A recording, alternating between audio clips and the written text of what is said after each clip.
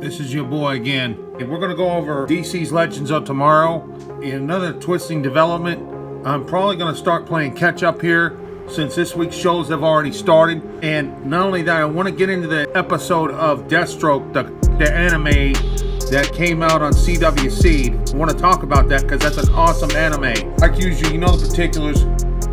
If you like the channel, please subscribe, push the button notification to see any future videos in the future here. Now let's cut to the chase. Everything's cool on the Wave Rider, and Sarah notices a film crew that's on there. Apparently she finds out that if the government is going to continue funding time travel, i.e. the Wave Rider, that means part of it is going to involve a documentary. They throw a party and everything, and little get together.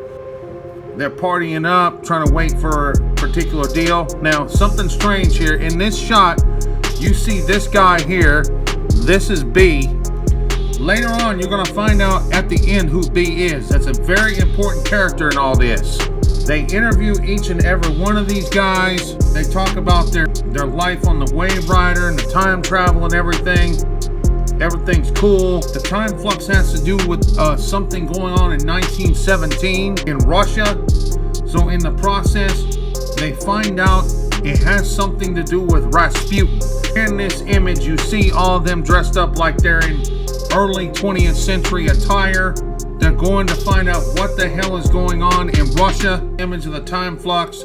That's why they had to go to Russia. What they later find out is Rasputin, who apparently had died, had resurrected himself from the dead. So they had to go undercover as people from Russia. They go down there. Meanwhile, another team led by John Constantine. Meanwhile, John Constantine investigates some stuff. He runs into a teenage boy. The teenage boy turns out is possessed by a demon. John does his magic to find out what's going on. He later learns that a series of demons have taken over different historical figures of history. In this particular case, a demon was inside Rasputin. The rest of the team finds out. They continue to investigate. They try to fight. Rasputin's dead and immortal. You know, in the process of this time quake, they learn that there's a virus, but they get it all resolved as far as Rasputin. At the end, they take care of it. They take care of it. Like I said, Adam ended up going inside Rasputin, and he had to grow to basically make Rasputin explode. But here's the other thing. This next part involves Nate and this guy named B. Everybody's trying to make sense who B is. Well, Nate goes back into the ship, and there's still a time flux.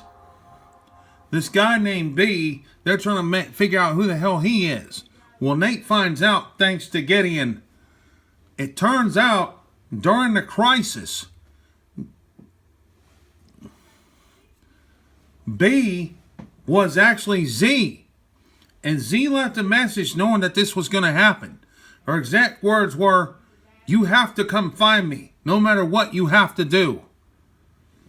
Z was meant to be with Nate.